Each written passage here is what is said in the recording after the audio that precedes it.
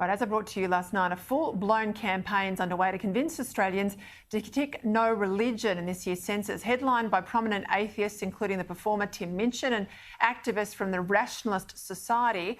The push appears to target so-called lapsed Christians, convincing them that you're not really a Catholic anymore or a Protestant or anything else, so you've got to tick no religion on the census paper. Supporters of the push, well, they say it's all about collecting accurate statistics. Opponents say it's a wolf in sheep's clothing and yet another attempt to exclude Christianity from the public sphere.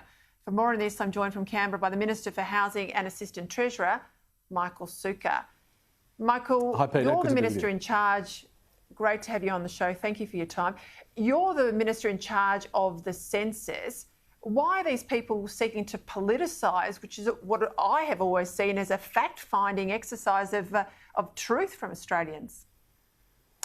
Well, Peter, their motivations seem very clear. They seem to be people who have a great deal of animosity to all faiths and to people of all faiths, which is really disappointing. All Australians should be answering the census honestly. They should not be succumbing to the pressure of groups such as these, and I'm very sure that most Australians won't.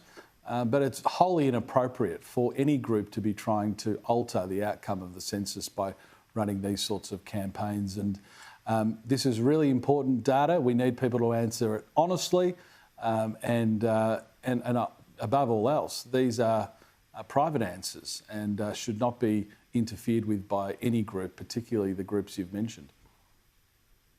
Why are they so scared of Christianity and Judaism and other faiths?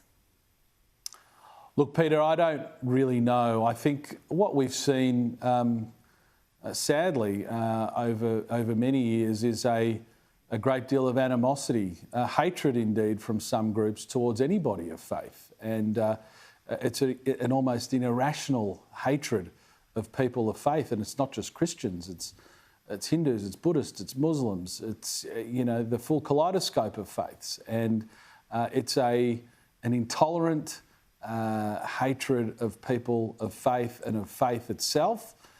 That's the only thing that I can understand would motivate somebody to waste their time in a campaign to try and influence how people answer their own census. It's their own census. Every Australian gets the ability to answer their own census. That's the way it should be. I think it's quite bizarre that people would be motivated to try and influence how other people respond to their census, but I suspect that it's an underlying intolerance and indeed a hatred for people of faith.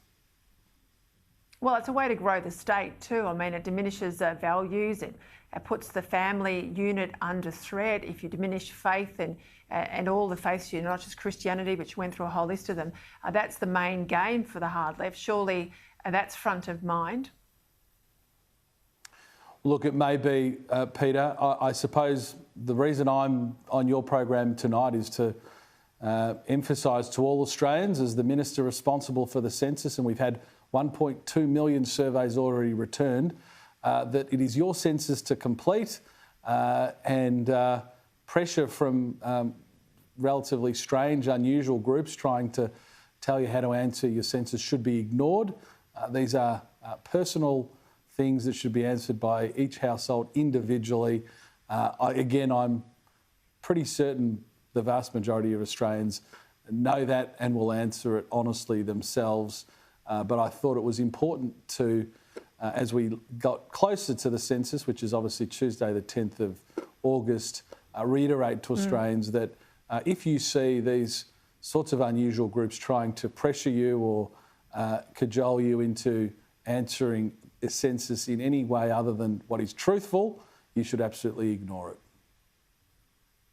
Thank you, Minister. Minister Michael Sukkar, Assistant Treasurer, coming to us now from Canberra. Thank you for your time. Thanks. All right.